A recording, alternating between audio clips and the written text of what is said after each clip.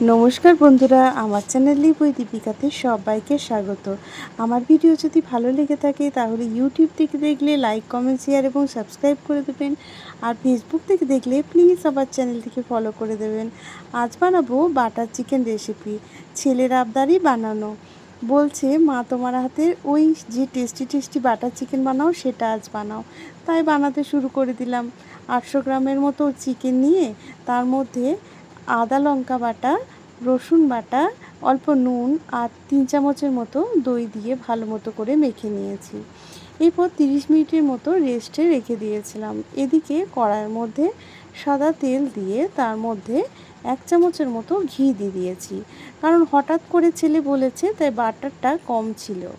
তাই একটু ঘি দিয়ে প্রথমে মশলাটাকে ভেজে নেব।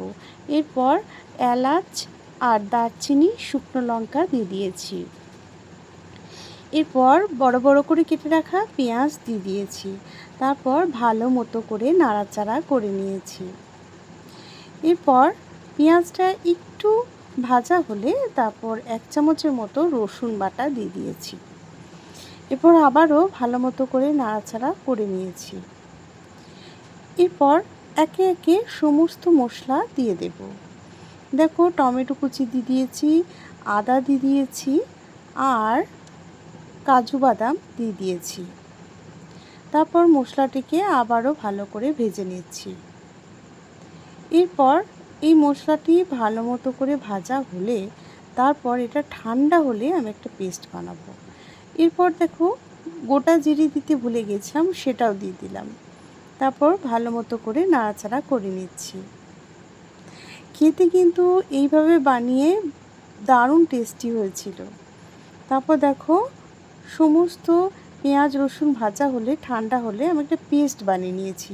কিন্তু বন্ধুরা, পেস্টটা একেবারে স্মুথ হতে হবে, কারণ এটার নামই বাটার চিকেন।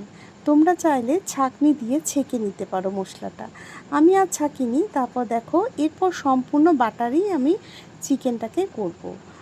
কড়াইয়ের মধ্যে বাটার দিয়ে ওই ম্যারিনেট করা চিকেনগুলিকে দিয়ে মিডিয়াম আঁচে ভালো মতো করে ভেজে নিয়েছি। ভাজা হয়ে গেলে এই বাটার চিকেন চাপাতে বেশিক্ষণ টাইম লাগে না, যতক্ষণ চিকেন ভাজতে টাইম লাগে। দেখো, চিকেনগুলি ভাজা হয়ে গেছে। এরপর একটি পাত্রে তুলে রেখে দিয়েছি। ওই কড়াইয়ের মধ্যেই ওই স্মুথ করে বেটে রাখা মশলাটা দিয়ে দিয়েছি। তারপর ভালো মতো করে নাড়াচাড়া করে নিচ্ছি। এত সুন্দর সেন্ট বেরোচ্ছিল, তোমাদেরকে বললে তো তোমরা বুঝতে পারবে না, তার জন্য রান্না করতে হবে। রান্না করে দেখো, অসম্ভব টেস্টি।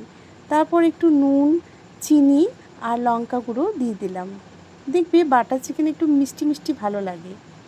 এরপর সেটা তোমাদের উপর ডিপেন্ড করছে তোমরা কীভাবে খাবে। তারপর ফুটে উঠলে ভেজে রাখা চিকেন দিয়ে দিয়েছি। তারপর ভালো মতো করে নাড়াচাড়া করে নিয়েছি। চিকেন তো আমার অলরেডি সিদ্ধই হয়ে গেছে।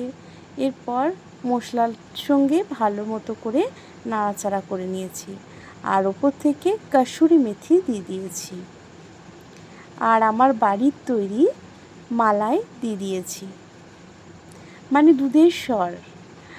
আমি কোনো ফ্রেশ ক্রিম ইউজ করিনি। এরপর ওপর থেকে 1 চামচের মতো বাটার দিয়ে দিয়েছি। দেখতে কেমন লাগছে বলো বন্ধুরা? আর দেখতে যতটা ভালো, খেতে কিন্তু আরও সুন্দর হয়েছিল।